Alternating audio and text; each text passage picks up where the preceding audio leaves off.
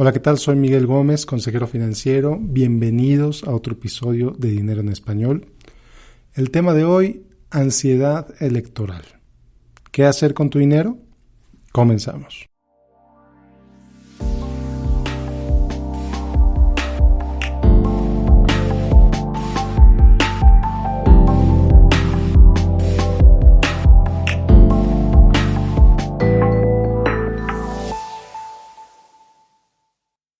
Bueno, pues estamos a un par de semanas de la elección presidencial en México.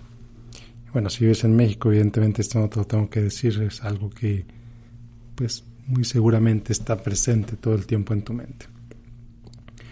Como sabes, el señor López sigue siendo el candidato puntero en las encuestas, aunque pues como todos sabemos, lo único que cuenta es el resultado final de la elección. No vamos a saber quién ganó la elección hasta que pues, se anuncie el ganador, si es posible la noche del 1 de julio, quizá el 2 de julio, todavía no lo sabemos, dependiendo de qué tan reñida está la elección, evidentemente, pero bueno. Lo que sí veo con mucha gente, y lo que sí veo en los comentarios que me dejan en mi página en Facebook, platicando con familia, platicando con amigos, etcétera, es que veo mucho estrés. Veo mucho estrés de parte de mucha gente en México y por varias razones. En primer lugar, bueno, pues ¿qué pasa si gana el señor López Obrador? Si gana, pues ¿qué va a pasar con tantas promesas que hizo? ¿Cuántas de esas promesas las va a llevar a la realidad? ¿Y a qué costo? ¿Cuál va a ser el costo social? ¿Cuál va a ser el costo financiero? ¿Cuál va a ser el costo como país de que se implementen esas promesas? Muchas de ellas asistenciales, muchas de ellas, etcétera. Y por el otro lado, si el candidato puntero pierde, si el candidato puntero en las encuestas pierde, pues la gente se preocupa, la gente me ha dicho, bueno, ¿qué va a pasar con su famoso tigre? ¿Habrá levantamientos sociales? ¿Habrá problemas sociales o no pasará nada? ¿Habrá mítines como los hizo alguna vez? Como recordarán aquellos bloqueos en Reforma, donde incluso se declaró presidente legítimo. ¿Habrá cosas peores? ¿No pasará nada? ¿Quién sabe? La verdad es que nadie lo sabe. Y bueno, ¿por qué hay tanto estrés? Pues quizá te parezca obvio, pues porque el miedo de que gane este candidato en particular, pero en realidad el estrés viene de razones más profundas. Y una de ellas es que a pesar de todo, y con todo mi pesar te lo digo, México sigue siendo una democracia bastante joven, con instituciones que apenas están ganando fuerza, autonomía, etcétera. La verdad es que tenemos relativamente poco como país democrático.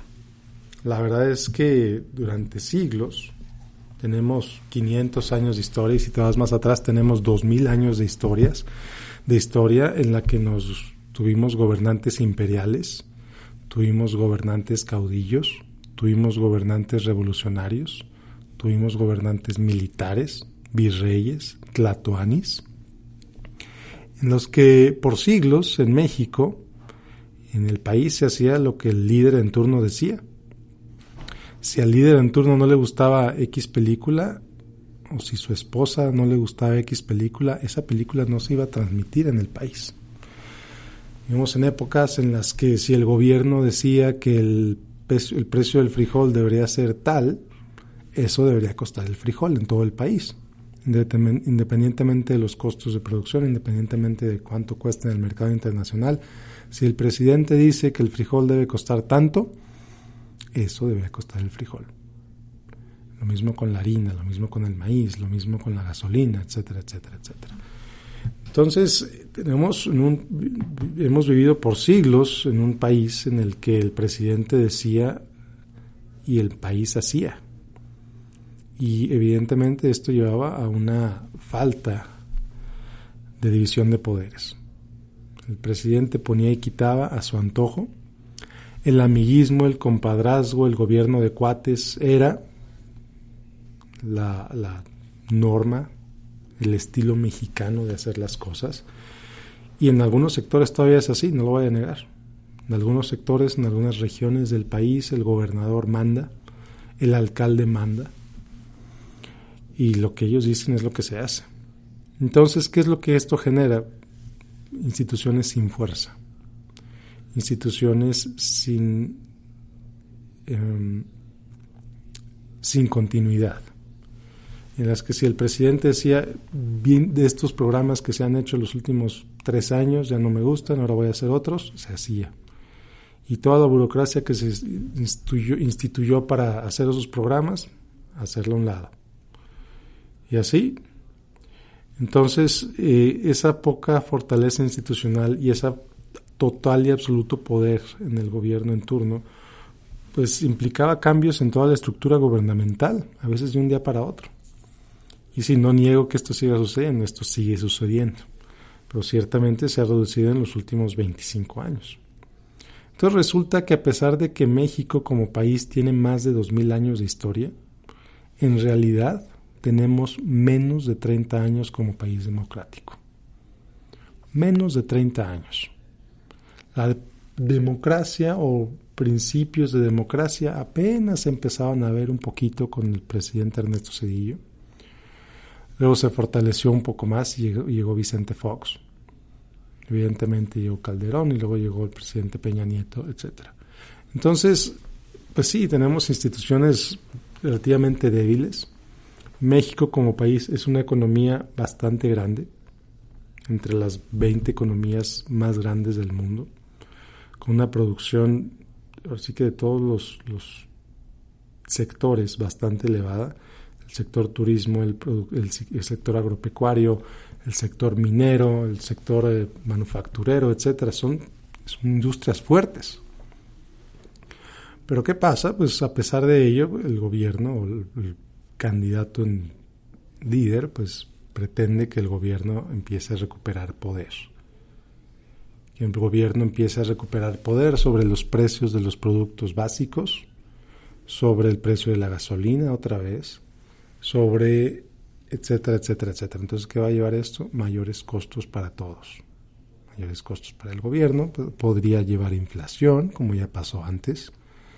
Esto no es algo nuevo, es algo que simplemente revisando los libros de historia, revisando las estadísticas económicas de hace 30 años, de hace 40 años, pues la realidad es que el miedo de esas personas pues está fundado. O sea, no son miedos infundados. Hay bastantes argumentos a favor de decir, bueno, si este señor llega e implementa todas sus propuestas, pues al país va a incurrir en costos tremendos. Y aquí está la palabra clave, si lleva a la realidad sus propuestas. ¿Cuántas de esas propuestas va a llevar a la realidad? Evidentemente nadie lo sabe. Yo no lo sé, te aseguro que tú no lo sabes, te aseguro que ni siquiera los demás candidatos lo saben. En realidad nadie sabe cuántas propuestas va a llevar a la realidad este señor o cualquiera de los candidatos, pero me enfoco en el señor López porque pues es el puntero en las encuestas, es el que definitivamente llevar sus propuestas a la realidad tendrían un costo económico mucho mayor. Entonces, sí, es claro, ese estrés, es fundado ese estrés, sobre todo por la gente que ya vivió en las épocas donde las propuestas que hace este señor se llevaron a la realidad. Mis papás, por ejemplo, sus papás, por ejemplo, ellos vivieron esas crisis económicas, ellos vivieron esa inflación, ellos vivieron todo eso. Pero bueno, entonces, más que inquietarte, más que estresarte, más que agregarle más ruido a la situación, ¿qué hacer con tu dinero? ¿Qué deberías tú hacer con tu dinero en este momento que hay tanta incertidumbre económica, que hay tanta incertidumbre social inclusive, que hay tanta incertidumbre de todo tipo? Entonces te diré que pues es posible, en primer lugar, te voy a decir, no tomes mi palabra como como algo que debe seguir a la perfección. La verdad es que tú conoces tu situación financiera mejor que nadie. Yo te ofrezco información, yo te ofrezco consejos en base a mi experiencia, en base a mi conocimiento, y ya tú decides si los aplicas o no los aplicas, porque nadie mejor que tú conoce tu situación financiera. Pero bueno, en primer lugar, ¿es buena idea tener el dinero bajo el colchón? Yo te diré, no es buena idea que tengas el dinero bajo el colchón, por 1000 motivos. La inseguridad, uno de ellos. No es buena idea tener tu dinero bajo el colchón, es mejor que esté en alguna institución financiera. Las instituciones financieras, a pesar de lo que muchos te digan, la realidad es que son instituciones fuertes, instituciones sólidas, instituciones que ya no es como era hace 40 años. Una devaluación no va a llegar de un día para otro, y si una devaluación llega un día para otro, la realidad es que hay problemas más grandes que la devaluación. Entonces no lo tengas bajo el colchón, mételo al banco, mételo en una institución financiera seria, real. Ten claros cuáles son los límites y hasta dónde llega la protección que tiene tu dinero. Ten claro hasta dónde llega esa protección de los ahorradores y no te pases de tus depósitos en esas instituciones.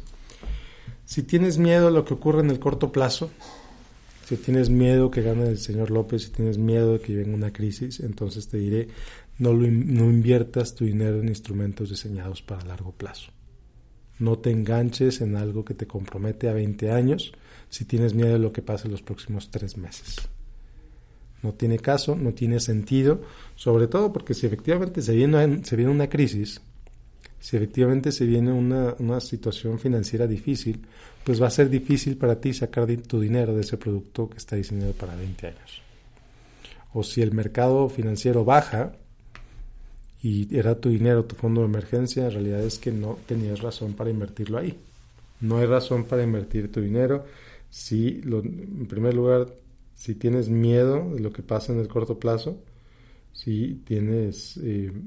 porque bueno, si llega la crisis y no puedes acceder a ese dinero, ¿qué vas a hacer? Entonces vas a tener problemas de liquidez más allá de los problemas sociales ya existentes. Entonces mucho cuidado con eso. Hay quien me pregunta, bueno, ¿es momento de endeudarse, por ejemplo, comprando una casa? Aprovechando que las tasas de interés están como están, no sabemos si van a subir más o no. Y te diré, bueno, si es tu casa, si es la casa donde vas a vivir y tienes pensado quedarte ahí al menos 10 años, posiblemente sea buena idea comprar esa casa. Pero,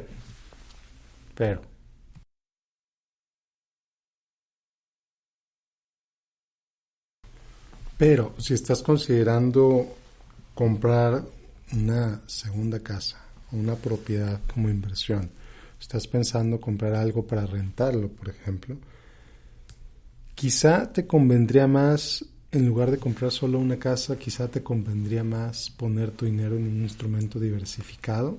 Si tu interés es participar en bienes raíces, por ejemplo, puedes comprar lo que se llaman fibras, que son fideicomisos para la compra de bienes raíces, en las que básicamente si tú pones, por ejemplo, 50,000 pesos, ese dinero se va a dividir para comprar diferentes propiedades. Y estas propiedades pueden ser departamentos, pueden ser casas, pueden ser bodegas, pueden ser incluso hoteles, etcétera. Entonces la oferta de fibras en México está cada vez más grande, cada vez hay más instrumentos de este tipo y es una buena forma de diversificar tu inversión en bienes raíces. Tienen un costo de administración, por supuesto, entonces te invito a que entiendas perfectamente de qué se trata esa inversión, cuáles son los costos de participar en una inversión de ese tipo, pero puede ser ciertamente una alternativa a comprar una casa o comprar un terreno, por ejemplo. ¿Por qué? Porque bueno, cuando compras el terreno, pues tienes que, o la casa, pues pagas pues todo el papeleo, todo el costo de los papeleos, el costo de la transacción puede ser elevado. Y no solo eso, sino que pues evidentemente es difícil salir de ahí. Es difícil vender un terreno, es difícil vender una casa, es costoso vender un terreno, es costoso vender una casa.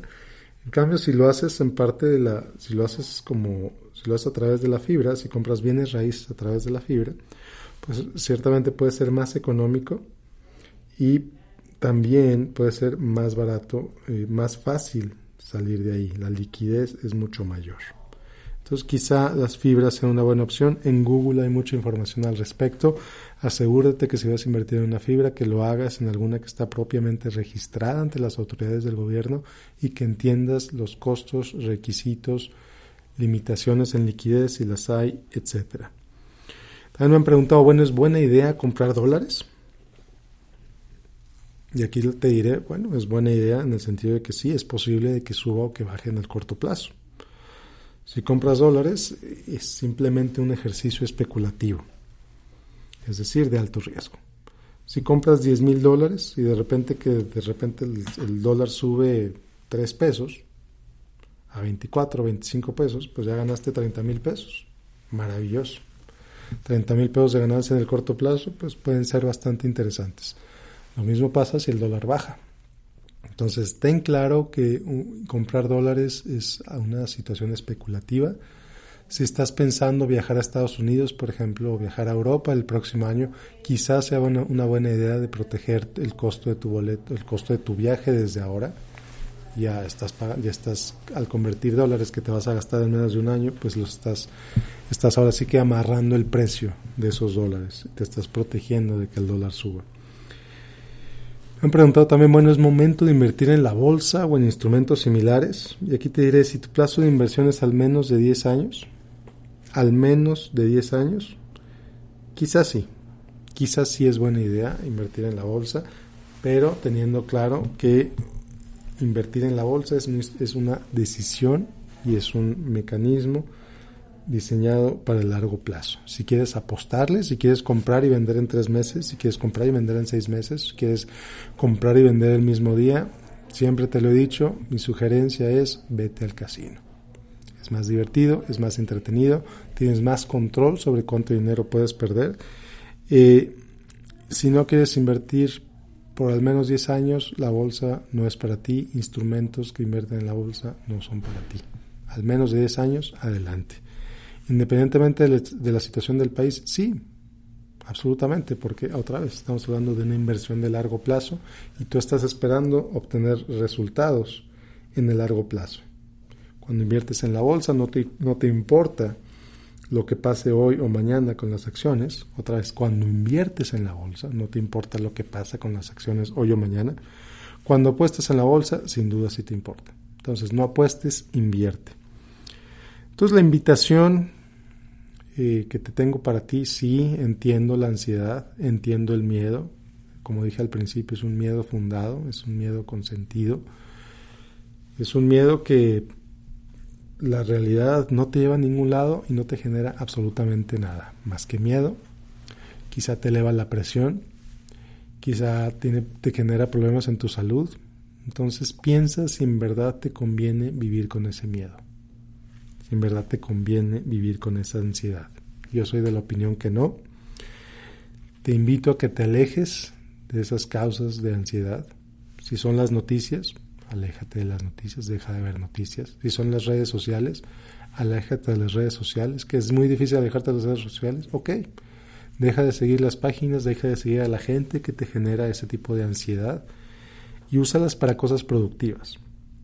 Te invito a que reduzcas en general tu consumo de medios, que platiques con tu familia, que juegues con tu familia, juegos de mesa, maravillosa forma de pasar el tiempo con tu familia, que hagas ejercicio, que leas buenos libros y el día de la elección, vota.